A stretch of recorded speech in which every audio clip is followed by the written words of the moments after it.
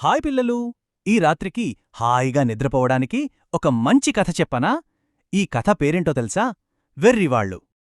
అయితే విందామా ఒక భలే తెలివైన అబ్బాయి కథ? సరే, కథ మొదలవుతోంది. ముందుగా మనం గోపాలుడు, జానకి వీళ్ళిద్దరి గురించి తెలుసుకుందాం.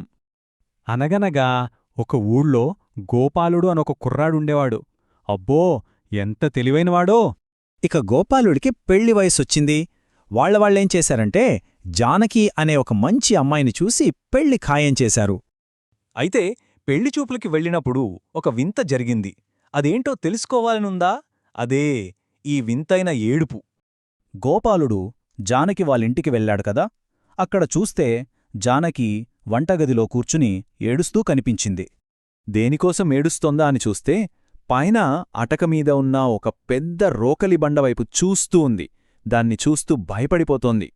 ఏడుస్తూ ఏమనుకుంటుందో తెలుసా? అయ్యో భగవంతుడా, నాకు పెళ్ళై ఒక కొడుకు పుట్టి ఆ బాబు ఇక్కడ ఆడుకుంటున్నప్పుడు ఈ రాకలి బండ జారి వాడిమీద పడితే నా గతేంటి అని ఏడుస్తోంది. విచిత్రమేంటంటే కాసేపటికి జానకి వాళ్ళమ్మానాన్న కూడా వచ్చారు. వాళ్లు కూడా ఇంకా పుట్టని ఆ బాబు గురించి ఆమెతో కలిసి ఏడవడం మొదలుపెట్టారు. ఎంత వింతగా ఉందో కదా. ఇదంతా చూసిన గోపాలుడికి ఏం చెయ్యాలో అర్థం కాలేదు. ఒక నిర్ణయానికి వచ్చాడు. అక్కడ్నుంచి మొదలైంది గోపాలుడి ప్రయాణం. గోపాలుడు మనసులో ఇలా అనుకున్నాడు. అమ్మో, వీళ్ళు మరీ వింతగా ఉన్నారు. ఈ ప్రపంచంలో వీళ్లకన్నా వెర్రివాళ్లు దొరికే వరకు నేను ఈ అమ్మాయిని పెళ్లి చేసుకోను అనుకుని ప్రయాణం మొదలుపెట్టాడు. అలా వెళుతుండగా మొదటగా అతనికి ఒకచోట కొంతమంది మనుషులు కనిపించారు. వాళ్ళు పాపం వాళ్ల ఆవుతో ఏదో సమస్యని తీర్చడానికి తెగ కష్టపడుతున్నారు. అసలు సమస్యేంటో తెలుసా? ఆ ఆవు నేలమీదున్న పచ్చగడ్డిని అస్సలు తినట్లేదట. దానికి వాళ్ళు ఏం చేస్తున్నారనుకున్నారు? ఇంటి పైకప్పు మీద కొంచెం గడ్డి మొలిస్తే ఆ వావుని తాడుకట్టి పైకి లాగి ఆ గడ్డి తినిపించాలని చూస్తున్నారు. గోపాలుడికి నవ్వాగలేదు. సరే, అక్కడ్నించి గోపాలుడు ఇంకొంచెం ముందుకు వెళ్ళాడు. అక్కడ ఒక బావి దగ్గర ఊళ్ళో వాళ్ళందరూ గుంపుగా చేరి చాలా హడావిడి చేస్తున్నారు. ఏంటా అని చూస్తే బావిలో నీళ్లలో చంద్రుడి ప్రతిబింబం కనిపిస్తోంది. అది వెన్నెలకి తలతలా మెరుస్తోంది.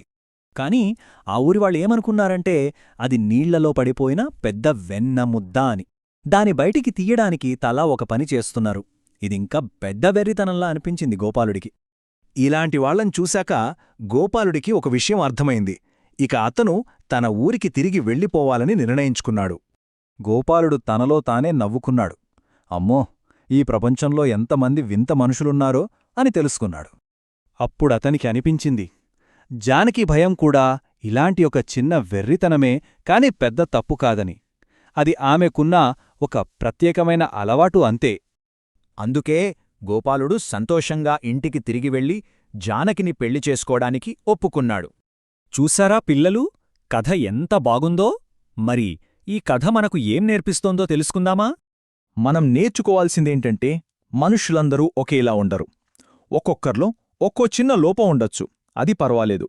ముఖ్యంగా మనం ఒకరినొకరు అర్థం చేసుకుని ప్రేమగా ఉండాలి, అంతే. ఈ కథ మీకు నచ్చిందా? నచ్చితే తప్పకుండా లైక్ చేసి ఇలాంటి మరిన్ని మంచి కథల కోసం సబ్స్క్రైబ్ చేసుకోండి, సరేనా?